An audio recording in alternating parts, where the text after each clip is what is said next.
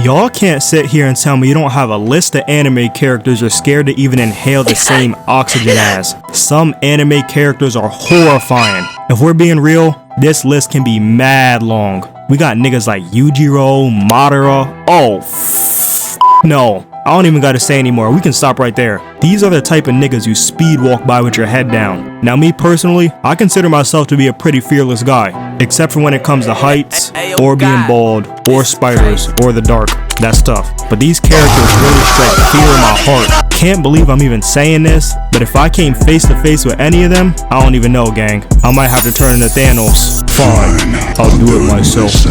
Off rip, Itachi Uchiha has to be one of the scariest niggas in anime. Any nigga that can play with your mind and have you seeing things that aren't there, holy moly, I need a restraining order against you. But if you don't know him, Itachi is a tough villain from Naruto, and he uses genjutsu, which basically means this nigga can hijack your mind and have you real life tweaking. He's basically blurring the lines between tweak and real life. You won't even know what's real anymore. And the thing with his genjutsu is he can make seconds feel like days. I'm not gonna lie, some jobs can do that too. That's tough. But y'all know there's some hardcore dergs out there. Imagine the wildest, most horrifying trip you can think of, but you're getting tortured endlessly, and you can smell, taste, touch, hear, and feel everything. And on top of that, time is moving mad slow. Ain't no way, boy. I'm ending it right there off rip. Somebody pass me the bleep. And the thing with him is this nigga was real life ruthless. Do y'all remember his introduction when he had Kakashi fighting for his life? He brought that man to his knees and had him clutching his chest like he just went through his girl's phone. I covered this fight in the Itachi Opium video a few months ago, but we're gonna recap it again cause that shit was fire. So bang! Itachi and Kisame just pulled up to the Leaf Village trying to infiltrate, and they get pressed instantly by the key holders of the Leaf Block, Kakashi, Asuma, and Kurenai. And Itachi was nonchalantly standing on business as per usual, ready to scrap. And we learn, if you look into Itachi's eyes, that's where you truly f***ed up. All he needs is one glance and it's over. He's got you right where he wants you. Tied up, handcuffs on, cheeks out, tooted up. So he starts going at it with Kakashi, and can someone please explain to me how the Kakashi and Itachi are talking face to face, and in the blink of an eye he's behind him with a knife in his back? That nigga was moving. But Kakashi wasn't lacking either, cause he used a clone and had that nigga stumped. You know what I love in some shows? I'm going off script. F it. I love when a new overpowered character shows up. They don't put belt to ass right away. They let the OG character he's fighting get his licks in first and show him, you're not about to run up in here first appearance thinking is sweet. But he ended up getting caught in the genjutsu, and here's where it happened. Itachi had this nigga nailed down in a Minecraft flat world seat and dumb. He was doing it mad slow too, letting him feel every inch. And he cloned himself and did it again. And he cloned Kakashi and cloned himself and did it again. And he cloned himself and did it again. And again, and again, and again, and again, and again. And mind you, all of that was in the span of 1 second. And he had this nigga there for 3 days, 72 hours, just straight. But check me out, in real life that was only a few seconds. And I kid you not, Kakashi and Itachi didn't move once in the real world. But when Kakashi snapped out of it, this nigga dropped to his knees like Lil Durk. Man, I fell down to my knees when the law came. You gotta be lying if you say this nigga doesn't shiver your timbers. He can also have you thinking you're whooping his.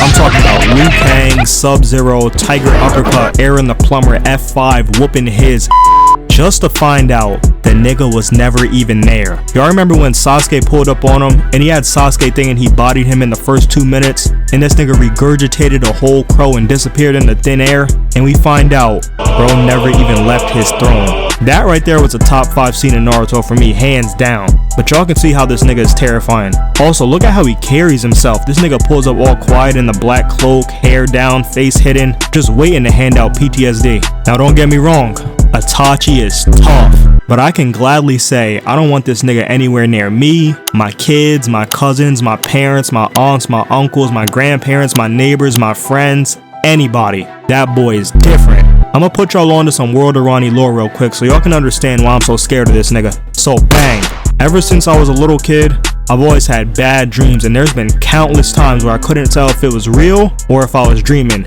and I will be panicking and feeling everything that's happening in the dream. Now imagine if that happens to you, but Itachi got a hold of you, and even worse, he put the playback speed to 0.25. Zoo? We mama. Alright y'all, we about to get serious. A nigga who will do anything for the huzz is a scary nigga. Some woman come around and now you want to slap box and turn into Dave Chappelle? I know y'all probably seen it firsthand in real life, on TikTok. Maybe you're the one getting your hat slapped off, I don't know. But the main nigga responsible for this tomfoolery is Sanji from One Piece. But Sanji's a member of the Straw Hat Pirates, and this nigga will do anything for the huzz. I wouldn't be surprised if this nigga was involved in the free calls. But to each his own, gang. You do you. But once this nigga sees a girl, it's raps. He'll drop everything he's doing, get bricked, and start hitting straight backflips like these.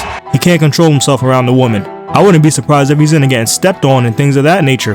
A man of culture. I respect it. But a nigga like this is dangerous. Do y'all remember that filler episode when he tried to slime Luffy out just to buy Nami a piece of paper? So bang! The Straw Hats are fishing and they catch a whole nigga that happens to be a salesman, and he's trying to sell them Bonnie Blue Mega Leagues, honey packs, etc. But Nami asks bro if he has a special type of paper for navigation, and he certainly does. But hold on, this nigga's a scammer. He saw how bad she wanted it, so he started taxing and upped the price OD. And Sanji was like, alright bet, I'll pay for it, and tried to offer Luffy as a payment cause his bounty is worth way more than what bro was asking for. That is a whole different category of L-mans. This nigga tried to slime out his captain to buy this girl a piece of paper? That's tough! And also, he would let a girl slide with just about anything. Do y'all remember when Robin first disappeared and Chopper was like, nah, f that. She played in our face and straight up lied to us? When I catch her, ooh, it's up. And Sanji really had the nerve to say, when a woman lies, a real man forgives her. If that's the case, y'all can take my nuts right now, cause ain't no way, boy. I'm telling y'all, Sanji is a dangerous man. Let's put this into perspective. You and Sanji are locked in. That's your boy. Then you see an 11 out of 10, 6'3", dreads, nice lineup, mustache and goatee combo, muscles and packing. Then Sanji comes around and asks you if you still need his hotspot and puts you in the nastiest full Nelson known to man. That's the type of guy we're dealing with here. Yeah, I'm terrified of you, Brody. And this one right here, I know for some of y'all freaky ass niggas out there, scared won't be the right word. But I'm not into all the freakonomics, so yeah, I'm scared. General Esdeath from Akame ga Kill. She was the leader of the Jaegers, which was the main villain clique in Akame ga Kill. This lady was straight terrifying. Our first impression of her, she has this nigga on his knees, butt booty naked, licking her boots. Oh, no. And then she kicked this nigga's head clean off. And mind you, he was supposed to be really like that. And we also learned she bodied 400,000 niggas. Holy crap. But her lore is pretty interesting. She sipped a mythical lean and it turned her into a certified psychopath. Look at how she reacted when she got a taste of it. She's just a bloodthirsty, evil, sadistic, freaky leader. But she does have one weakness. She's obsessed with finding her true love. She's like, I just need some love. Tired of these lame niggas, baby. I just need a thug. And she ends up falling for the main character, and this nigga was basically being held hostage. She was geeked over this nigga. She didn't want him anywhere out of her sight. Put yourself in this situation. Matter of fact, don't even do that. I know y'all want something like this. But he ended up escaping, and when she found out one of her niggas let him escape, she was giving bro straight ball torture. She wasn't even having fun with it. This was just another day in the office. But unfortunately, her day came. It was time for the big war, and she found herself face to face with Akame. And after a long, hard-fought sword fight with some fire scenery in the background, all the ice and stuff, it was tough. Akame put the dominatrix to bed for good. But that's gonna cap off anime characters I am scared of. I look, you want to do a part 2 at your request in the comments, so make sure you leave some down below. I hope y'all enjoyed. You know what I'm saying? Don't mind I didn't post for about 3 weeks. We'll get into that. That's a different topic. And I'ma catch y'all niggas later. Subscribe!